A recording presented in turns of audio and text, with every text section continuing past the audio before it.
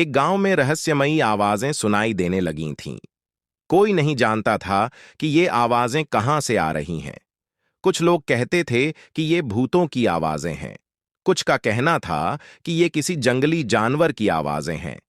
लेकिन सच तो ये था कि कोई भी नहीं जानता था कि ये आवाजें आखिर हैं क्या। एक रात गांव का एक युवक राजू अपनी मां के साथ सो रहा था।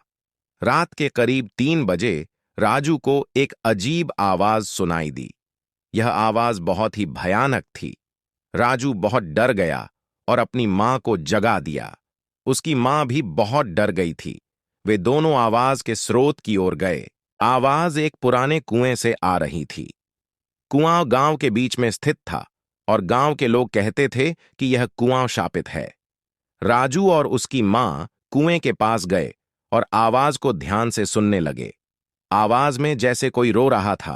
राजू और उसकी मां को बहुत अजीब लगा।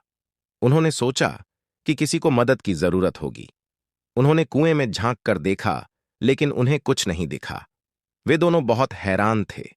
वे नहीं समझ पा रहे थे कि आवाज आखिर कहां से आ रही है। अचानक कुएं से एक हाथ बाहर निकला। हाथ बहुत ही खूनी और घिनौना था। राजू और उसकी मां बहुत डर गए और वे दोनों पीछे हट गए। हाथ कुछ देर तक कुएं से बाहर रहा और फिर गायब हो गया। राजू और उसकी मां को समझ नहीं आया कि ये क्या हो रहा है। वे बहुत डरे हुए थे।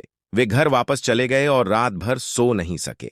सुबह होते ही राजू और उसकी मां ने गांव के लोगों को बताया कि उन्होंने क्या देखा है।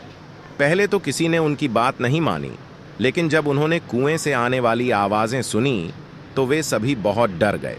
गांव के लोग कुएं के पास जमा हो गए और सोचने लगे कि क्या करें। कुछ लोगों ने कहा कि कुएं को बंद कर देना चाहिए। कुछ ने कहा कि कुएं में किसी को भेजकर देखना चाहिए कि अंदर क्या है। अंत में गांव के मुखिया ने फैसला किया कि कुएं में किसी को भेजकर देखना चाहिए। उन्होंने गांव के सबसे बहादुर आदमी को बुलाया और उसे कुएं में जाने के लिए कहा। आदमी कुएं में गया और अंदर झांक कर देखा। उसने देखा कि कुएं के अंदर एक बहुत ही भयानक राक्षस रहता है। राक्षस बहुत ही बड़ा और खूंखार था। उसकी आंखें लाल थीं और उसके दांत बहुत ही नुकीले थे। आदमी बहुत डर गया और वह जल्दी से कुएं से बाहर निकल आया। उसने गांव के लोगों को बताया कि उसने क्या देखा है। गांव के लोग बहुत डर गए और वे सभी वहां से भाग गए। उस दिन से गांव में रहस्यमयी आवाजें नहीं सुनाई दीं।